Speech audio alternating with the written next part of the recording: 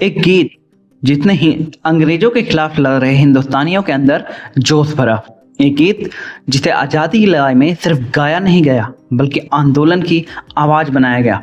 और आज आज़ादी के 79 साल बाद वही वंदे मातरम एक बार फिर सियासत के केंद्र में है। सवाल ये है कि क्या वंदे मातरम के सिर्फ 2 अंतरे गाना सही है या क्या पूरे गीत को गाना जरूरी होना चाहिए। और सबसे बड़ा सवाल है, क्या 1937 में कांग्रेस का 2 अंतरे का चुनना तुष्टीकरण की राजनीति था या उसके पीछे उस दौर की राजनीतिक और सामाजिक परिस्थितियां भी थी। नमस्कार, आप देख रहे हैं खबरांचल। कहानी शुरू होती है करीब 1.5 सदी पहले बंकिम चंद्र चट्टोपाध्याय ने वंदे मातरम की रचना की। यह रचना बाद में उनके प्रसिद्ध उपन्यास आनंद मठ का हिस्सा बना। उपलब्ध ऐतिहासिक स्रोतों के मुताबिक कविता पहले अस्तित्व में आई और बाद में 1882 में प्रकाशित आनंद मठ में शामिल की गई। 1896 में भारतीय राष्ट्रीय कांग्रेस के अधिवेशन में रविंद्रनाथ टैगोर ने इसे गाया और 1905 के बंग भंग आंदोलन तक आते आते वंदे मातरम स्वतंत्रता आंदोलन का एक बड़ा राष्ट्रवादी प्रतीक बन चुका था। यानी वंदे मातरम की कहानी सिर्फ एक गीत की कहानी नहीं है, ये भारत की स्वतंत्रता संघर्ष की कहानी का भी हिस्सा है। लेकिन विवाद कहाँ से हुआ? पहले समझिए कि वंदे मातरम का अर्थ क्या है। सॉरी यार, फोटो लगाना भूल गया, बहुत जल्दी में था आज। देखो, वंदे मातरम का सरल अर्थ है कि हे मातृभूमि, मैं तुम्हें नमन करता हूं। अब यहीं से इस गीत को समझना जरूरी हो जाता है। वंदे मातरम के पहले अंतरे में मातृभूमि की प्राकृतिक सुंदरता का समृद्ध वर्णन है। सुजलाम सुफलाम यानी पानी से समृद्ध, फसलों और उपज से भरपूर, हरी भरी धरती और सुखद शीतल हवाएं वाली मातृभूमि। मलयज शीतलाम का मतलब यही होता है, सुगंधित और शीतल हवाओं वाली मातृभूमि। दूसरे अंतरे में भी मातृभूमि के सौंदर्य, उसकी हरियाली, चांदनी और उसके लोगों की भावना का चित्र दिखाई देता है। यानी पहले 2 अंतरों की मूल भावना मातृभूमि के प्रति प्रेम, सम्मान और गौरव की है। अब विवाद होता है। यही वह हिस्सा है 2 अंतरे जिसे लेकर लंबे समय से अपेक्षाकृत व्यापक राष्ट्रीय सहमति रही है। 1937 की कांग्रेस वर्किंग कमेटी की चर्चा में भी इन्हीं शुरुआती 2 अंतरों को राष्ट्रीय सभाओं के लिए उपयुक्त माना गया था। लेकिन पूरे वंदे मातरम में सिर्फ यही 2 अंतरे नहीं है। इसके बाद के अंतरों में मातृभूमि को दुर्गा जैसी शक्ति के रूप में देखा जाता है। आगे लक्ष्मी और सरस्वती जैसी धार्मिक प्रतीकात्मकता का भी दिखाई देती है। और यहीं से उस दौर में एक सवाल उठा, क्या ऐसे धार्मिक संदर्भों वाले अंतरों को भी एक ऐसे राष्ट्रीय गीत के रूप में गाया जाए जिसे भारत के अलग अलग धार्मिक समुदाय समान रूप से स्वीकार कर सके। और ध्यान रखिए, यही 1937 के विवाद को समझने की सबसे महत्वपूर्ण कड़ी है। 1937 में आखिर हुआ क्या था? 1937 में कांग्रेस वर्किंग कमेटी के सामने वंदे मातरम को लेकर चर्चा हुई थी। मुद्दा यह नहीं था कि वंदे मातरम स्वतंत्रता आंदोलन का राष्ट्रवादी गीत है या नहीं, उसका महत्व पहले से स्थापित था। मुद्दा था राष्ट्रीय कार्यक्रमों में इसके किस हिस्से का इस्तेमाल किया जाए। बाद के अंतरों में मौजूद धार्मिक इमेजरी को लेकर आपत्तियां थी। ऐसे में कांग्रेस वर्किंग कमेटी ने पहले 2 अंतरों को राष्ट्रीय सभाओं में गाने की परंपरा को स्वीकार किया। यानी 1937 का फैसला वंदे मातरम को राष्ट्र विरोधी घोषित करना नहीं था, बल्कि यह उस समय की सामुदायिक संवेदनशीलता और राष्ट्रीय एकता के सवाल से जुड़ा फैसला था। और यहीं से आज की बहस की पहली जड़ निकलती है, क्योंकि आज सवाल उठता है, क्या 1937 में 2 अंतरे चुनना तुष्टीकरण था या क्या वह उस समय की राजनीतिक परिस्थितियों में से एक का प्रैक्टिकल कॉम्प्रोमाइज था। इतिहास के इसी हिस्से को लेकर आज 2 अलग अलग राजनीतिक व्याख्याएं सामने आती है। फिर आया 1950 24 जनवरी 1950 संविधान सभा के अंतिम दौर में डॉक्टर राजेंद्र प्रसाद ने राष्ट्रीय प्रतीकों को लेकर स्थिति स्पष्ट की। जनगण मन को नेशनल एंथम का दर्जा मिला। वहीं वंदे मातरम, जिसने स्वतंत्रता संघर्ष में ऐतिहासिक भूमिका निभाई थी, उसे भी समान सम्मान देने की बात कही गई और उसे नेशनल सॉन्ग डिक्लेयर कर दिया गया।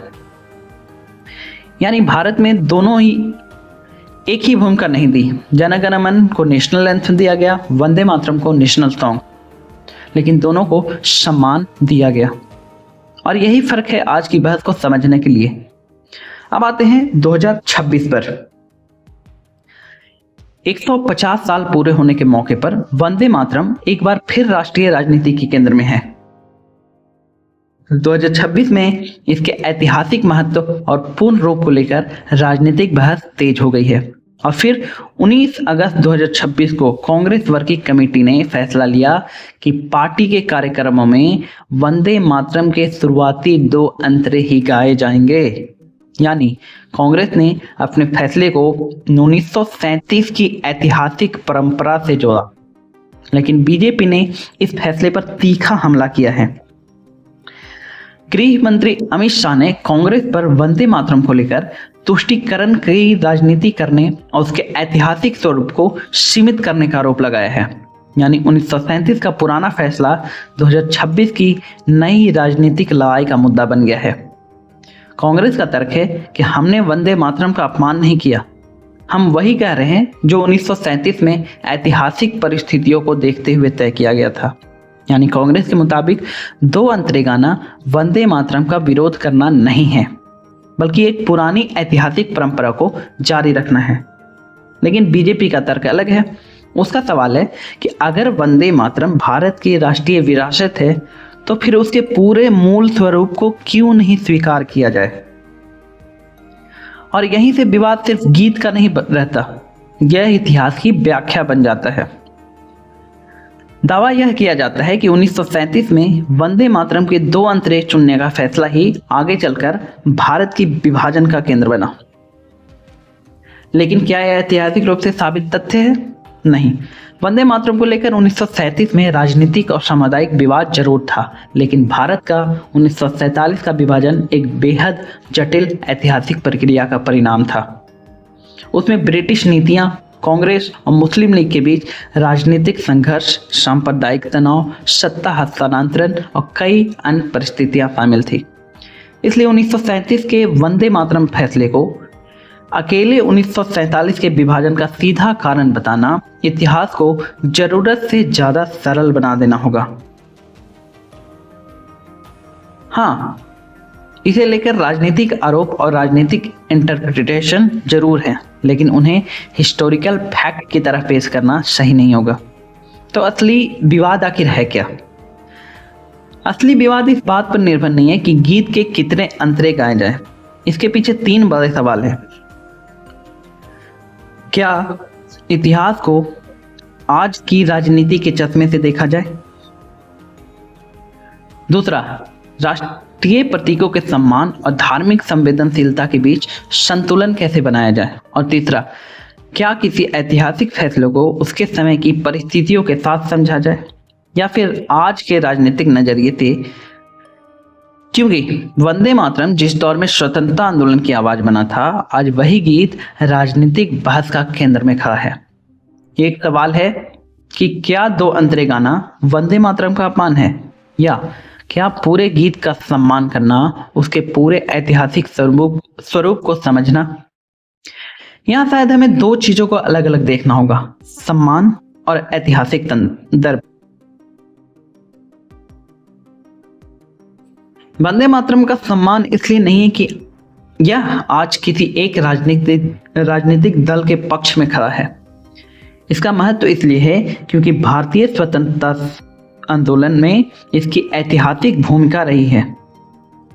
1896 से लेकर 1905 तक, उसके बाद के स्वतंत्रता आंदोलन तक यह गीत राष्ट्रवादी का महत्वपूर्ण प्रतीक बना। इसलिए इनकी बहस को सिर्फ बीजेपी बनाम कांग्रेस या हिंदू बनाम मुस्लिम बनाकर देखना भी इस पूरे इतिहास को छोटा कर देता है। आखिर में वंदे मातरम सिर्फ दो शब्द नहीं है, यह भारत के स्वतंत्रता संघर्ष की एक ऐतिहासिक विरासत है। इसके शुरुआती अंतरे मातृभूमि की सुंदरता और समृद्धि की तस्वीर खींचते हैं। बाद के अंतरे धार्मिक प्रतीकों और देवी देवताओं की इमेजरी लेकर आते हैं। यही अंतर 1937 की बहस की एक बड़ी वजह बना और वही फैसला 2026 में फिर राजनीति के केंद्र में लौट आया। तो सवाल यह नहीं है कि कौन देशभक्त है कौन नहीं, सवाल यह है कि क्या हम अपने इतिहास को उसकी पूरी जटिलता के साथ समझने के लिए तैयार हैं, क्योंकि विरासत का सम्मान सिर्फ उस गाने से नहीं, उसे समझने से भी होता है। आप देख रहे हैं खबरांचल। अगर आपको ये रिपोर्ट पसंद आई हो तो वीडियो को लाइक करिए और कमेंट में बताइए कि आप इस मुद्दे पर क्या सोचते हैं। मिलते हैं आपसे नेक्स्ट वीडियो में, तब तक के लिए जय हिंद जय भारत।